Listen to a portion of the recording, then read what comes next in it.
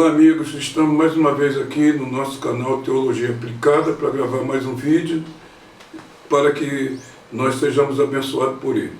Nessa ocasião eu gostaria de compartilhar com vocês sobre um assunto muito complexo que é Melquisedeque. Eu gostaria de fazer uma leitura bíblica que se encontra no capítulo de número 14 do Gênesis, a partir do versículo de número 18, que diz assim: Então Melquisedeque, rei de Salém, o sacerdote do Deus Altíssimo, trouxe pão e vinho, e abençoou Abraão, dizendo: Bendito seja Abraão pelo Deus Altíssimo, que criou os céus e a terra.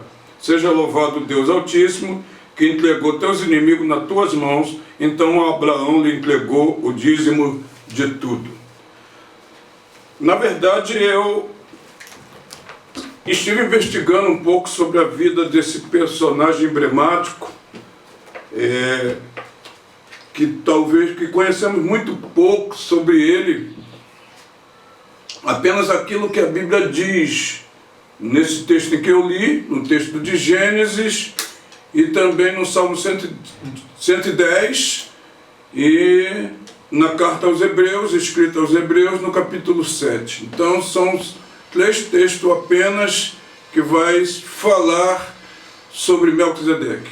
Nada mais temos para falar sobre ele, exceto o que diz nesses 3 textos da Bíblia, capítulo 14 de Gênesis, capítulo que eu li, e o Salmo 110, e também o capítulo 7 vai nos trazer alguma luz, no capítulo 7 de Hebreus, vai nos trazer alguma luz sobre Melquisedeque. Primeiro, para a gente entender quem é Melquisedeque, a gente precisa decifrar o nome, né?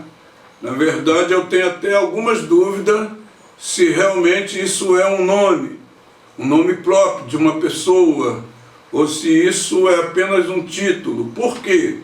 Porque eu estive investigando um pouco sobre esse nome. Esse nome vem do hebraico, né? E ele tem algumas coisas ocultas nesse nome. Então, o nome hebraico vai dizer assim: Maler-ki-zedeque. Ou seja, o que é Maler-ki-zedeque? Ou seja, no hebraico, a palavra Maler vai dizer rei. É a palavra que traduzida para português chamamos de rei, Maler. Davi era um Maler, o rei Davi. Então, o seu nome vai dizer rei de justiça. Então, rei de Salém. A palavra Salém também, no original traduzido para o português, vai se referir à justiça. Então, para mim, isso não poderia ser um nome próprio. Seria um nome que indicaria que alguém era rei da justiça, ou rei de justiça. Então, Maler-ki-zedeque. Então, já temos um grave problema aqui, né? Inserido no contexto do seu nome, que me indica que ele é um homem de um reino numa cidade chamada Salém, que significa justiça ou paz, né? Maler-ki-zedeque, da cidade de Salém, que significa reino de paz, ou cidade de paz. Então nós temos algumas coisas envolvendo esse personagem. Alguns estudiosos vão dizer que ele é uma tipologia de Cristo. Outros estudiosos vão dizer que ele poderia ser o próprio Cristo numa prefiguração. Então, são assuntos que são difíceis e não são conclusivos. Mas vamos estudar esse homem. Esse homem, ele surge do nada nesse texto aqui, sem uma genealogia, sem pai, sem mãe. Não sabemos nada sobre ele, né? Apenas que ele apareceu como esse personagem nesse momento. Qual foi o momento que ele aparece? Ele aparece num momento muito complicado na vida de Abraão, né? Abraão, todos nós conhecemos, chamado por Deus lá em Ur dos Caldeus, para vir para uma terra que Deus lhe mostraria, e realmente Deus lhe mostrou qual o lugar que ele deveria habitar, e ele andou aproximadamente 2.400 quilômetros até aportar numa cidade seminômade, né? Que era a cidade de Berseba, vindo pelo sul, a primeira cidade habitável depois da travessia do deserto do sul, vindo pelo sul da Palestina, entrando na Palestina pelo sul. Habitou em Berseba. Lá em Berseba, Abraão teve um problema, teve que ir para o Egito, após voltar do Egito, ser expulso de lá, e retornou para a sua cidade, após um período de fome que havia naquela terra, e ele retornando, sendo expulso de lá por uma coisa que todo mundo conhece, por ele ter dito que Sara era sua irmã, na verdade era meia-irmã, mas Faraó não gostou, quase que Faraó toma Sara para si, e após descobrir que ela era esposa de Abraão, convida Abraão a se retirar do Egito e lhe favorece com alguns patrimônios, com alguns bens patrimoniais. E Abraão vem de lá e vem muito rico. Vem com seu sobrinho também, e esse seu sobrinho é filho do seu irmão. No caso, Abraão é filho de Terá. Terá tem 3 filhos, tem Naor, tem Arã e tem Abraão. Tá? Naor certamente morreu, deixou um filho chamado Ló.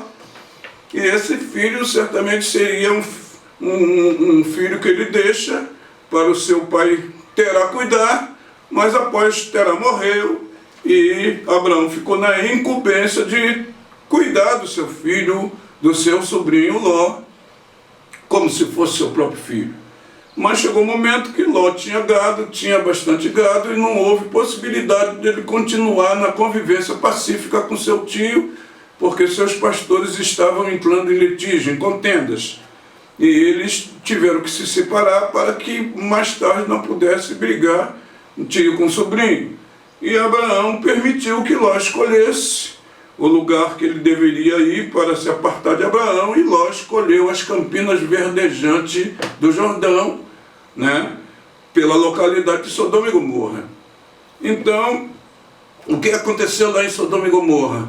Houve uma guerra de reis confederados que se voltaram contra os reis que habitavam em Sodoma e seus circunvizinhos reis. Tomaram o reino de Sodoma e Gomorra e os reis circunvizinhos, e de contrapartida levaram também Ló, que morava lá. Ló foi aprisionado por um rei que tinha formado uma confederação de reis e de reinos para subjugar o reino de Sodoma e Gomorra e reinos subvizinhos sequentes. Então alguém veio, sobreviveu desse ataque, dessa guerra ferrônea, e avisou Abraão que seu sobrinho Ló tinha sido capturado e levado cativo também nessa guerra. E Abraão não incitou imediatamente, ele reúne os seus 318 servos, comandado por Eliezer, e outros 2 reis que eram vizinhos de Abraão se ofereceram para estar com ele nessa guerra, e Abraão empreendeu uma viagem e uma guerra contra os reis confederados que tinham levado seu sobrinho Ló cativo. E a Bíblia vai ser bem clara em dizer, né, que essa guerra foi uma guerra ferrônea. A Bíblia diz que Abraão guerreou desde Berseba até Dan, que significa dizer que Abraão, partindo do sul, foi parar no norte e quilômetros e quilômetros, centenas de quilômetros distante, para fazer essa captura, destruir essa confederação de reinos que tinha levado seu sobrinho cativo. Então Abraão foi bem sucedido, embora estando em menor número, Abraão foi bem sucedido nessa guerra e voltou com o despojo da guerra, com a destruição desses reinos, e veio voltando para a sua casa. Mas ao voltar para a sua casa, Abraão passou por um lugar, por uma cidade no sul da Palestina, na Judéia, na parte sul da Palestina, onde havia um reino chamado Reino de Salém. E chegando lá, Abraão parou naquele reino e foi procurar o tal rei Melquisedeque. Chegando lá, Abraão sentou com ele, teve um momento íntimo com Melquisedeque, e o texto que eu li é bem claro em dizer que Melquisedeque esperava Abraão chegar, já preparado com pão e vinho. E eles tiveram aquela ceia em comum, comeram e confabularam, e após o momento que eles comeram, a Bíblia vai dizer que Abraão lhe oferece os dízimos da captura dos reis que ele tinha vencido na batalha.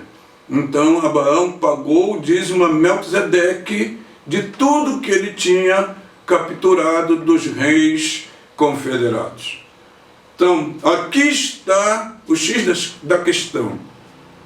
Por que Abraão paga o dízimo para um rei de um reino chamado Salém, de um reino de paz, de um rei chamado Rei da Justiça? Por que Abraão reconhece a autoridade desse rei? Reconhece a autoridade desse rei porque Abraão observa e compreende que esse rei é maior do que ele. Então aqui está uma grandeza desse texto. O menor reconhece a autoridade do maior, assim prestando-lhe homenagem e pagando seus dízimos, dando seus dízimos a ele. E o texto em contrapartida vai dizer que aquele maior, que se chama Melquisedeque, lhe abençoou e disse para ele: bendito seja o Deus de Abraão, que lhe deu a vitória nesta guerra, e bendito também seja Abraão. Então essa bênção para mim é uma bênção importante, importantíssima, porque alguns dizem que Melquisedeque é um rei cananeu. Eu não posso concordar com isso, que ele é um rei cananeu. Para mim, Melquisedeque é um personagem emblemático, né? Lá no texto em Hebreus, vai dizer que Melquisedeque é alguém de tamanha importância que ele é pai de uma promessa. Qual seria essa promessa? Seria pai de uma nova visão, de um novo testemunho, de uma nova visão de fé, que ele seria o abençoador do ministério sacerdotal de Cristo. Olha a importância desse homem. O texto de Hebreus capítulo 7 vai dizer que Jesus Cristo seria sacerdote segundo a ordem de Melquisedeque, segundo uma ordenação de Melquisedeque. Alguém autorizou Melquisedeque para que ele pudesse transferir uma ordenação, né? Não uma ordem, mas uma ordenação, que Jesus Cristo viria na mesma ordenação de Melquisedeque. Seria que Melquisedeque seria alguém que, através da sua ordem, transmitiria a Cristo um novo sacerdócio. E o texto de Hebreus ainda vai dizer que esse sacerdócio que Melquisedeque transferiria para Cristo, segundo a ordem de Melquisedeque, seria um sacerdócio feito por promessa. Ou seja, o Senhor jurou, e jurou eternamente, que Jesus seria sacerdote segundo a ordem de Melquisedeque. Notemos que existia um outro sacerdócio, não segundo o sacerdócio de Arão, porque Arão, ele é da linhagem de Levi. Quem é Levi? Um dos 12 filhos de Jacó. E um desses filhos de Jacó, chamado Levi, Deus separou para que eles pudessem ser sacerdotes. para que não pudesse trabalhar, seria uma tribo que seria mantida pelos seus irmãos, e seus irmãos teriam a obrigação de sustentá-los com seus dízimos. E todos os descendentes de Levi seriam sacerdotes, da qual faz parte Arão. Arão é o primeiro sumo sacerdote da linhagem de Levi, da tribo de Levi. Um sacerdote que todos os sacerdotes judaicos viriam da linhagem de Levi, do lombo de Levi, sairia de Levi. Era um sacerdócio importante, um sacerdócio da primeira aliança, um sacerdócio da lei de Moisés, da lei mosaica. Mas o escritor dos Hebreus vai dizer que o sacerdócio, segundo a lei de Moisés, vindo através de Levi, sendo extensivo até Arão, não seria feito debaixo de uma promessa, de um juramento do próprio Deus. Mas lá em Hebreus, o escritor aos Hebreus vai dizer que o sacerdócio de Cristo, segundo a ordem de Melquisedeque, foi um juramento feito pelo próprio Deus. Hebreus vai dizer, jurou o Senhor e jurou para sempre, jurou eternamente. Qual foi o juramento do Senhor?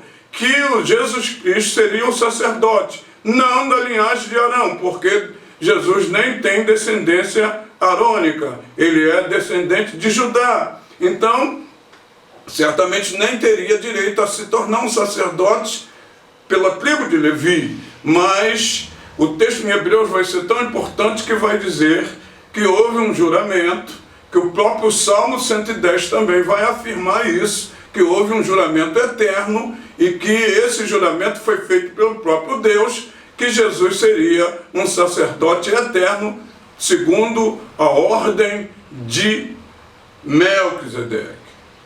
Isso me indica duas coisas. Quais são as duas coisas que me indicam? Que o sacerdócio, segundo a ordem de Arão, teria um fim.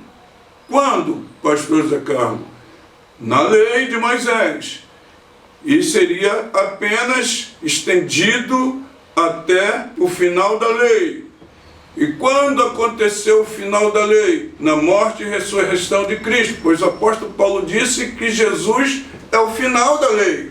Então ele termina a era da lei e inicia uma nova era, um novo momento, um novo concerto. O concerto novo baseado no sangue de Cristo, na morte e ressurreição dele.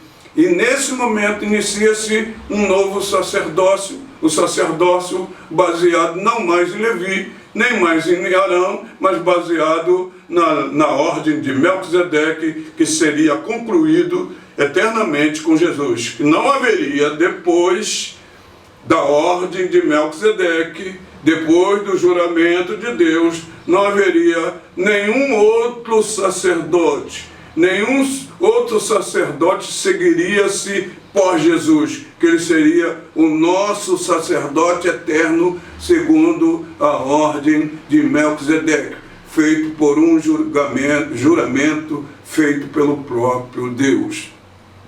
Então, isso para mim me chama bastante atenção na particularidade da visão que eu tenho de Melquisedeque. Eu tenho várias visões de Melquisedeque. A primeira visão que eu tenho de Melquisedeque é que a Bíblia fala o seu título. Vai chamá-lo de Meler Quisedeque. O Meler, o rei da justiça. Como é que pode existir um homem no Velho Testamento, logo no início do Velho Testamento, chamado de rei de justiça ou da justiça? Pois o apóstolo Paulo disse em sua epístola romana, logo no início, dizendo que não há nenhum justo sequer. Note isso que o apóstolo Paulo vai dizer.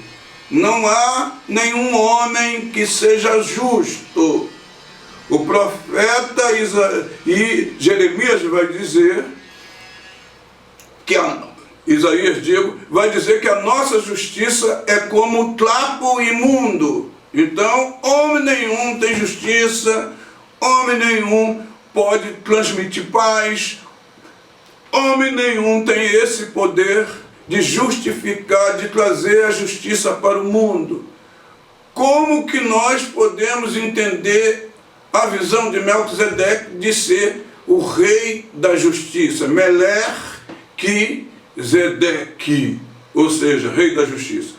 Paulo vai dizer que não há nenhum justo sequer, e que todos pecaram, e que todos foram destituídos da graça de Deus. Quando isso aconteceu, pastor José Carlos? Com o pecado adâmico. Todos os homens pecaram. Bom, mas o escritor dos Hebreus também vai dizer uma coisa que me chama a atenção. Ele vai dizer o seguinte: Melquisedeque não tem início de dias, ninguém conhece a sua origem e ninguém conhece a sua morte. Ora, se o cara é rei, se o homem é rei de um reino, claro que a morte de um rei seria notória. Como é que nenhuma história humana traz o relato da morte e nem do nascimento nos seus ancestrais? Ninguém sabe nada sobre Melquisedeque. Então, para mim, Melquisedeque é a personagem mais emblemática da história bíblica. Quem é esse homem?